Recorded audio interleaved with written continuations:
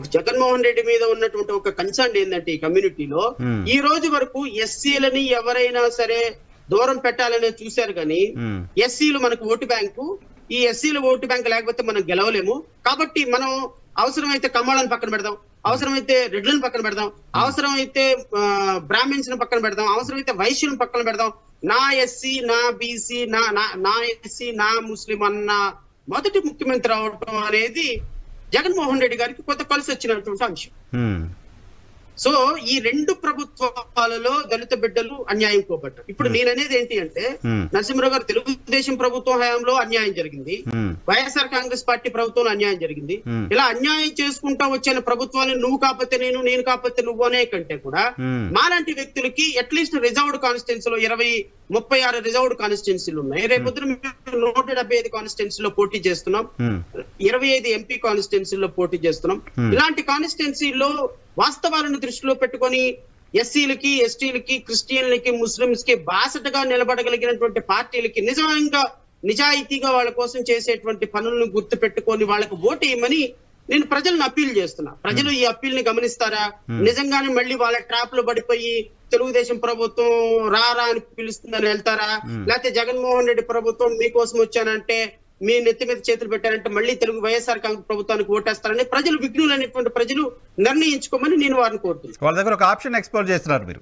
సరే, సక్సెస్ అవ్వడం అంటే చెప్పే ప్రయత్నం, ఐడియాలజీ చెప్పే ప్రయత్నం చేస్తున్నారు. ఒకే రోజు సక్సెస్ అవుతారా అంటే కావచ్చు, కానీ సో ఒక ఐడియా, ఒక చాయిస్ అయితే ఇస్తున్నారు, ఒక విండో ఎక్స్ప్లోర్ చేసి పెడుతున్నారు మీరు. అంతే కదా.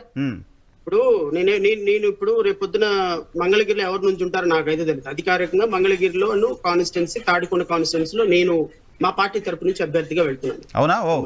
నిన్న so Mangalagiri and Tadikonda constituency, ఎందుకంటే నిన్న జరిగినటువంటి మీటింగ్ లో, మా పార్టీ మీటింగ్ లో మా పార్టీ కార్యకర్తలందరూ నన్ను కోరింది ఏంటి అంటే ఒక రిజర్వ్డ్ కాన్స్టిట్యున్సీ, ఒక జనరల్ కాన్స్టిట్యున్సీలో అధ్యక్షులుగా మీరు వేస్తే బాగుంటుందని కొంతమంది నాకు ఇచ్చినటువంటి సలహా కూడా నాకు బాగా అనిపించింది. రెండు జియోగ్రఫికల్ పరంగా కూడా ఈ రెండు కాన్స్టిట్యున్సీలు ఆనుకునే ఉంటాయి. సో నేను అటు ప్రచారం చేసుకోవటానికి కూడా నాకు కంఫర్టబుల్ గా ఉంటుంది. సో మనకి అక్కడ కొంత మంచి ఓటింగ్ వచ్చే అవకాశం ఉంది. మంగళగిరిలో కూడా 40-50 వేల మంది ఎస్సీలు ఉన్నారు, ఎస్సీ ఎస్టీ కాన్స్టిట్యున్సీ. కాకపోయినప్పటికీ కూడా రిజర్వ్డ్ కాన్స్టిట్యున్సీ కాకపోయినా కొంతమంది కన్సిడరబుల్ ఓటింగ్ ఉంది. మనం కూడా అక్కడ చాలా మంచి కార్యక్రమాలు చేశాము. సో జియోగ్రాఫికల్ కూడా అన్ని రెండు ఆనుకొని ఉంటాయి కాబట్టి అన్నారు. సో నిన్న అమరావతి మూవ్మెంట్ లో అధికారికంగా నిన్న మేము మా పార్టీ తరపు నుంచి నన్ను అభ్యర్థిగా ప్రకటించమని మా కోర్ టీం డెసిషన్ తీసుకుంది. సో మంగళగిరిలో, తాడికొండలో రేపొద్దు నేను అభ్యర్థిగా నుంచోబోతున్నా. అక్కడ ఎవరు వస్తారు ఎవరు రారు నాకు సంబంధం లేదు. కానీ ఈ రెండు కాన్స్టిట్యున్సీల్లో మేము ప్రజలకు చెప్పదలుచుకుంది ఏంటంటే రేపొద్దున తెలుగుదేశం పార్టీ ఒకవేళ అధికారంలోకి వచ్చినా మళ్ళీ అమరావతి రైతుల పోరాటం కొనసాగుతూనే ఉంటుంది. ఎందుకంటే ఇప్పుడు ఈ 10 సంవత్సరాలు బీడుగా పెట్టినటువంటి భూమి ఒకవేళ వాళ్ళు అమరావతి రాజధానికి చేసిన రైతులకు న్యాయం చేసే విషయంలో మళ్ళీ మొదటికి వస్తుంది. ఎందుకంటే మళ్ళీ వీళ్ళు రాజకీయాలు, మళ్ళీ వీళ్ళ ఎవరైతే నారాయణ లేకపోతే గంటా శ్రీనివాస్ వీళ్ళు గద్దలాగా మళ్ళీ అక్కడ వారిపోతారు. మళ్ళీ దీంట్లో నుంచి రాజకీయం చేసే ప్రయత్నం చేస్తారు. ఎందుకంటే వీళ్ళు ఈ రోజు వరకు కూడా పెట్టుబడి పెట్టి పార్టీని నడిపించేది రేపు పొద్దున దోచుకోవటానికి. సో మరలా 2014 నుంచి 2019 వరకు అమరావతిలో, మంగళగిరిలో ఏ దోపిడీ అయితే జరిగిందో తెలుగుదేశం పార్టీ వస్తే అదే దోపిడీ జరుగుతుంది. సో దోపిడీ నుంచి ప్రజల్ని రక్షించాలి అంటే నిజాయితీగా, నిష్కల్మషంగా, నిజంగా ప్రజల కోసం పనిచేసే ప్రభుత్వం, ఎమ్మెల్యే ఏర్పడాలి. అక్కడ ఎమ్మెల్యే రాగలిగితే ప్రభుత్వం మీద ఫైట్ చేయడానికి అవకాశం ఉంటుంది. అది నేను చేస్తాను. నాకు ఓటేయండి అమ్మా. నేను మీ ఏ పార్టీ అధికారంలో ఉన్నా నేను మీకోసం ఫైట్ చేస్తాను, ప్రజల కోసం ఫైట్ చేస్తాను. అధికారంలో ఉన్న పార్టీ కోసం ఉన్నా ప్రజలకు నచ్చజెప్పే ప్రయత్నం చేస్తాం. I will see how far I will succeed అనేది విల్ సీ. కానీ శ్రవణ్ గారు, మీ పైన మీరు సరే చాలా కాలంగా సెక్షన్ ఆఫ్ మీడియాలో మీకు అవకాశం ఎక్కడుంటే అక్కడ మీ వాయిస్ వినిపిస్తూ వస్తున్నారు. మిమ్మల్ని తెలుగుదేశం పార్టీ ప్రధానంగా మా శ్రవణు మా వాడు అని ఓన్ చేసుకుంది. సరే, వాళ్ళ పార్టీ కోసం మాట్లాడుతున్నారు అని వాళ్ళు అనుకుని ఉండొచ్చు. మీరు మాట్లాడింది మీ పాయింట్, మీ లాజిక్ ప్రకారం మీరు ప్రజల కోసం మాట్లాడుతున్నప్పటికీ.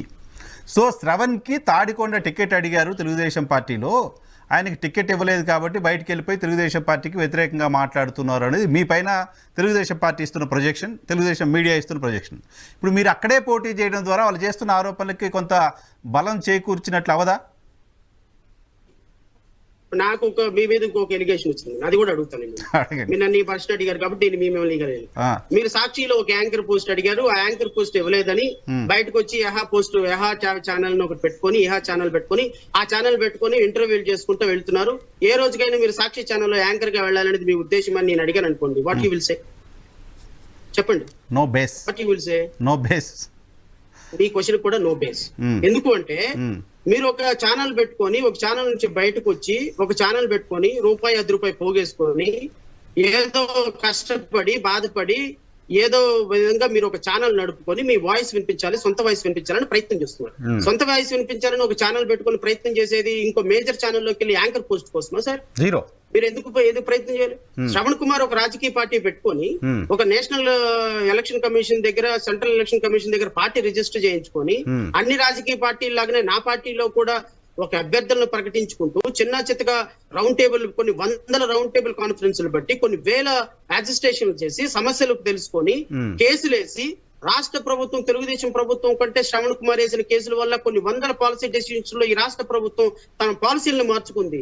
నరసింహరావు ఇలాంటి వంద పాలసీల డెసిషన్స్ లో మీడియాలో, రోడ్ల మీద రాజకీయంగా న్యాయంగా ఒక రాజకీయ పార్టీ పెట్టుకునే ప్రయత్నం చేస్తుంటే నేను ఒక తెలుగుదేశం పార్టీలో ఆఫ్టర్ లో ఒక తాడికొండ టికెట్ కోసం నేను పార్టీ చేయటం ఏంటి, నేను అడగటం ఏంటి? Is there any base for your question? నా క్వశ్చన్ ఇది, this is not my question. లేదు, నేను మీ ద్వారా రాష్ట్ర ఎవడైతే ఈ పనికిమాలిన కోతలు కూస్తున్నాడో వాడికి కూడా చెప్తున్నాను.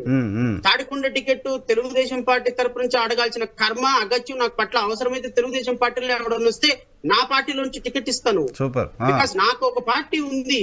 నేను ఒక రిజిస్టర్డ్ పార్టీ పెట్టుకొని చిన్న పిల్లల్ని, లాయర్స్ ని, సాధారణమైన న్యాయవాదుల్ని, ఆర్ఎంపీ డాక్టర్లని, సెక్యూరిటీ గార్డుల్ని, ప్రైవేట్ ఎంప్లాయీస్ ని వీళ్ళందరినీ పోగేసుకొని 175 కాన్స్టిట్యున్సీలో పోటీ చేయాలి అని ఒక విధానం వైపు నిలబడుతుంటే వాళ్ళకి 40 సంవత్సరాల పార్టీ కావచ్చు నరసింహరావు గారు. నేను ఆ రోజు పార్టీలో 2019లో నేను ఒక మాట చెప్తాను. 2019లో what is the Telugu Desam position? Tell me. Telugu Desam party చచ్చిపోయిన పార్టీ. నేను ప్రతిపక్షంగా పాలకపక్షం మీద పోరాటం చేసి ప్రభుత్వ వ్యతిరేకతని బంగారు పళ్ళంలో తీసుకొచ్చి వాళ్ళకి అప్పచెప్పి ఆ పార్టీ బతకటానికి ఒక ముష్టి పడేసిన నా నాలెడ్జిని.